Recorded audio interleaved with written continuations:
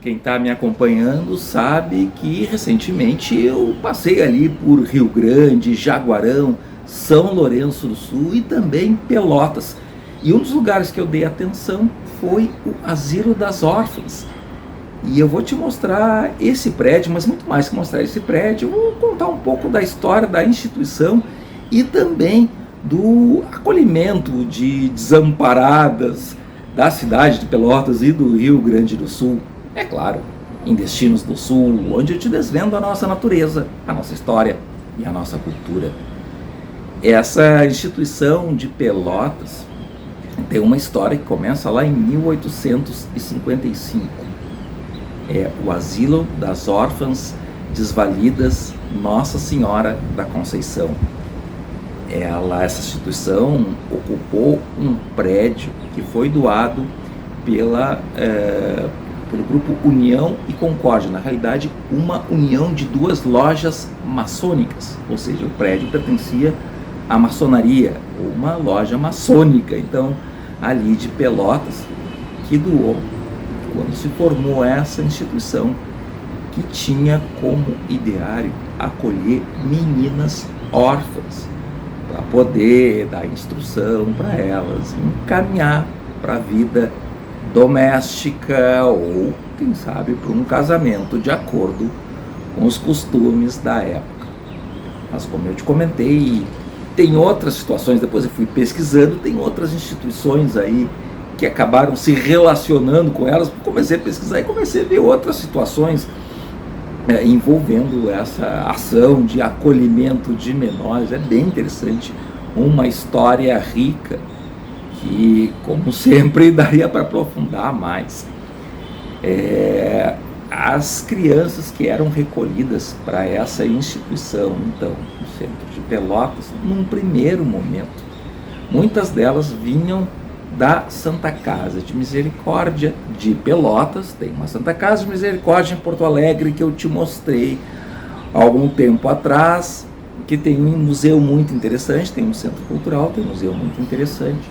E lá na Santa Casa de Misericórdia de Porto Alegre, nesse museu, eu contei a história da Roda dos Expostos, que também tinha na Santa Casa de Misericórdia de Pelotas, que eu já mostrei em outro conteúdo. Aliás, Pelotas, nessa passagem eu tive só uma manhã em Pelotas, mas eu já tive outras vezes, mostrei vários lugares da cidade, tem que voltar outras vezes. É um patrimônio riquíssimo, repleto de histórias, é uma situação toda interessante, essa riqueza que Pelotas viu de parte da sua sociedade, sempre é bom colocar, principalmente do século XIX até o começo do século XX.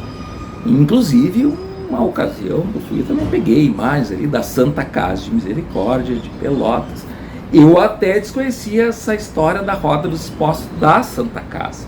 Inclusive, nas pesquisas que eu estava fazendo agora para esse conteúdo, eu vi que essa história ali, já no começo do século XX, alguns almanacs ou alguns conteúdos, alguns jornais ou publicações que tinham referente à história da Santa Casa, a história da Roda dos Expostos não estava bem contada ou estava esquecida, e alguns pesquisadores recentes, buscando atas de reuniões, viram que existia sim a Roda dos Expostos, tanto é que ela foi criada em 1849, e aí em 1855 se criou então essa outra instituição, Nossa Senhora da Conceição, esse asilo de órfãos, que hoje é ocupado numa faculdade. Eu entrei, dei uma olhada, peguei umas imagens, daqui a pouquinho eu te mostro, aí segura até o fim do vídeo que eu vou te mostrar e dizer como é que eu fui nesse dia aí que eu peguei as imagens desse prédio.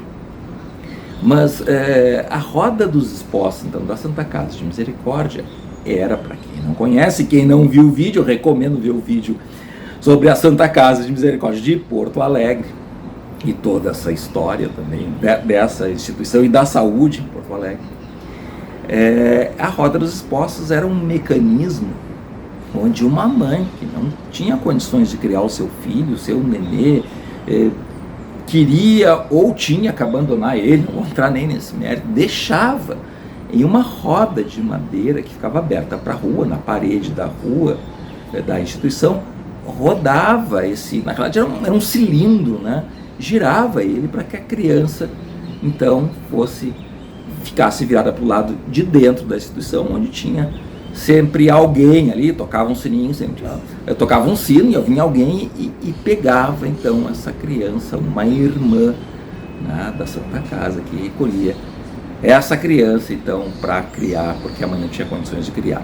E esse detalhe, esse lindo que eu te comentei, inclusive está bem colocado nesse Museu da Santa Casa de Porto Alegre. Então existia em Pelotas, existia em outros lugares aí do Brasil, existiu na Europa também, durante muitos anos foi utilizado esse recurso e depois foi abandonado, tanto que essa instituição da Roda dos Expostos foi abandonada da Santa Casa de Pelotas já no final do século XIX, em torno ali da década de 1890. Mas as crianças, os nenês ficavam um tempo ali, depois muitos deles eram encaminhados então para essa instituição de 1855, que foi criada em 1855, esse asilo das órfãs, que no prédio, lá no alto, está escrito esse asilo das órfãs, em linguagem, em grafia antiga da época. Enfim, essa instituição, então, no primeiro momento, também tem outra situação aí envolvendo situações que eu já comentei em outros conteúdos. Ela foi administrada por irmãs da Congregação Imaculada Coração de Maria, que eu já mostrei um conteúdo de uma igreja, acho que mais tempo, uma igreja no centro de Porto Alegre, dessa instituição, e ali se fala um pouco, é um memorial que eu tenho que ir lá uma hora dar mais atenção, que faz referência a Bárbara Marques, que foi a fundadora. Eu contei essa história, nem vou me alongar. Também tem uma referência a Bárbara Marques como sendo uma pessoa santificada, enfim, que ela teria operado um milagre no interior de Caxias do Sul, na localidade de Santa Lúcia do Piauí. Outra história interessante, está no canal, tem muito conteúdo para ti no canal, dá uma olhada, porque ali ela teria salvo uma criança que se queimou com uma panela de água quente, enfim. Então ela foi a fundadora aí da Congregação Imaculada Coração de Maria, que ficou pouco tempo na administração dessa instituição então, de Pelotas, voltando a esse asilo das órfãs. Ficou aí cerca só de 8 anos, até 1863, e parece que ela não estava em sintonia com os valores da maçonaria, e seria um que estava por trás da proposição dessa instituição, pessoas ligadas à maçonaria que se juntaram à sociedade para fazer essa atividade aí de amparo de menores meninas. E aí as irmãs saem, acho que a administração fica por conta aí, nesse período, por leigos, por civis, enfim, da sociedade, pessoas da sociedade. E a partir de 1800, um pouco mais adiante, a partir de 1888, as irmãs franciscanas assumem e seguem a trajetória dessa instituição importante ali de Pelotas. Mas antes de seguir a história, né, tu que está afim aí de repente de conhecer os lugares que a gente te mostra aqui e gosta de viajar, não te esquece que eu sempre coloco na descrição dos nossos vídeos links onde tu pode comprar passeios aí para o Rio Grande do Sul, excursões variadas, pacotes turísticos, tem uma grande amplitude de opções para ti, para fazer, para tu passear, para tu viajar, a gente mostra lugares, com certeza é uma pessoa que gosta também de viajar, conhecer lugares diferentes, então tem várias opções para ele. Também pode reservar o teu hotel, ou até mesmo tu pode entrar em contato conosco, que a gente pode montar um roteiro especial para ti. E continuando então essa história, tem um capítulo interessante dessa instituição, que relacionado então também à Santa Casa, que teve um capítulo de uma menina chamada Etelvina. Isso foi, os pesquisadores de história, porque eu estou buscando aí de informações, algumas dissertações que a gente lê o resumo pelo menos, e se informa, aprende histórias bem interessantes para te trazer aqui. De uma menina que saiu, já tinha uma certa idade, e é oriunda da Roda dos Expostos, então, vai acolhida na Santa Casa, e ela é encaminhada, então, para o asilo Nossa Senhora da Conceição. Mas o asilo não quis acolher ela, porque ela era de não era de família conhecida, tinha sido abandonada, e o asilo naquela época, isso já nos anos 1890, se não me engano é esse ano mesmo, ele já estava acolhendo apenas crianças que eram de famílias conhecidas. Enfim, parece que não tinha uma ampla aceitação, inclusive parece que essa Teovina era de origem africana, uma pessoa de pele negra. E o fato é que eles não acolheram, e houve protesto aí da Santa Casa. Como é que uma instituição que se dispõe a acolher crianças órfãs não acolhe essa menina? E parece que depois essa Teovina voltou para um antigo tutor dela, enfim, nem vou entrar em detalhe dessa situação, seria uma outra história. Mas o fato que isso estimulou, de certa forma, a criação de uma outra instituição de Pelotas, que é a instituição São Benedito. Vou colocar o nome completo aqui dessa instituição, que existe também até hoje, que foi fundada por Luciana de Araújo, que era uma filha de escrava, que nasceu em 1870 em Porto Alegre, em 1900 vai para Pelotas, no ano de 1900 vai para Pelotas, e é uma das proponentes e fundadoras então dessa nova instituição em 1901, que coloca no seu estatuto uma situação semelhante ao da Nossa Senhora da Conceição, mas colocando que não faz distinção de cor, de raça, de origem, e se é uma pessoa conhecida ou não, e começa a acolher também pessoas, ou principalmente meninas, desamparadas, para dar uma formação para elas, enfim, dar um acolhimento. Mas voltando à instituição da Nossa Senhora da Conceição, também está posto que a ideia era formar essas meninas, então, para poder encaminhá-las bem na vida, dando orientações relacionadas às atividades domésticas, para ela ser, quem sabe, uma funcionária de uma casa, de uma família abastada. Geralmente, quando elas completavam a maioridade, elas tinham esse encaminhamento. Agora, algumas outras poderiam também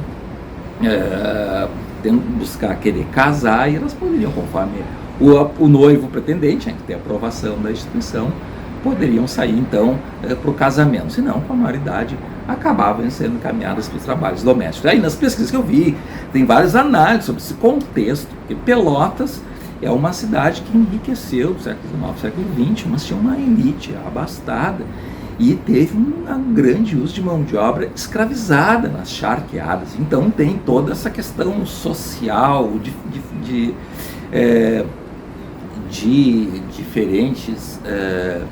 diferenças de nível social, de desigualdades que a gente sempre vê ainda no nosso país. Não, tem uma série de análises aí, não vou entrar, vou ir muito longe disso aí. Mas o fato é que então esse asilo de asilo de órfãos tinha essa finalidade. Teve esse outro, então, São Benedito. Essa Luciana Araújo teve um período só em Pelotas, depois parece que ela foi para Bagé, também fundou uma instituição de caridade, até aí o falecimento dela em 1930. Outro personagem aí interessante que eu acabei pegando, ela que relacionado a esse acolhimento aí de menores, buscando a história dessa instituição, então, que ao longo dos anos foi mudando. Nos últimos anos parece que era só uma escola, agora parte do prédio pertence a uma faculdade, alugado para uma faculdade, e existe ainda o Instituto Nossa Senhora da Conceição, que acolhe algumas meninas entre 6 e 12 anos, já não é regime de internato, é mais para outras atividades. Enfim, tem uma página, pode entrar lá para ver o tipo de atividade que eles fazem, que existe até hoje. Nesse dia, eu cheguei ali, eu olhei o lugar. Eu vou dizer para vocês que eu não consegui pesquisar antes de ir. Mais uma vez, eu confesso, a gente foi na corrida e buscou em Pelotas, vamos dar mais atenção a alguns prédios, e aí me chamou a atenção esse que estava com a pintura em dia e tinha esse nome, Asilo das Órfãs. Eu fui pesquisar e vi toda essa história interessante, belíssima. Eu entrei lá, peguei imagens dele por dentro dos seus corredores, com essa pintura, esse raiola. belíssima, detalhes também das portas. O lugar estava de férias, foi agora em janeiro, não estava tendo aulas, mas algumas pessoas estavam ensaiando para um festival de música que está ocorrendo em Pelotas naquela época. Quem sabe o ano que vem a gente volta para conhecer mais esse festival de música, que parece ser bem interessante, que algumas apresentações estavam ocorrendo num clube que tem ali perto, também na frente da praça, o Clube Caixeiral, que eu já mostrei de leve em outros conteúdos. Dessa vez eu passei também para esse clube, vai gerar um outro conteúdo que eu ainda vou colocar no canal no momento que eu estou gravando esse vídeo. Então quando tu for ver o vídeo, talvez já esteja no canal vídeos também sobre o Clube Caixeiral, que também tem histórias interessantes aí, que a gente vai desvendando desses prédios interessantes, como é o caso desse asilo das órfãs, que a gente acabou relacionando com vários outros conteúdos, várias outras situações aí que a gente já falou aqui. Então as coisas às vezes se conectam de certa forma, e foi isso também que aconteceu com esse prédio belíssimo do Asilo das Órfãs, prédio de 1855, está sendo usado, que é um lugar belíssimo, mais importante, patrimônio histórico da cidade de Pelotas, que tem a sua história não só do prédio, mas das instituições e das pessoas que passaram por ali, que sempre tem algo a nos dizer. Não te esquece de curtir, compartilhar esse vídeo, te inscrever no nosso canal do YouTube, nos seguir também no Instagram, porque são lugares que ainda tem muito mais para ti. Vamos junto?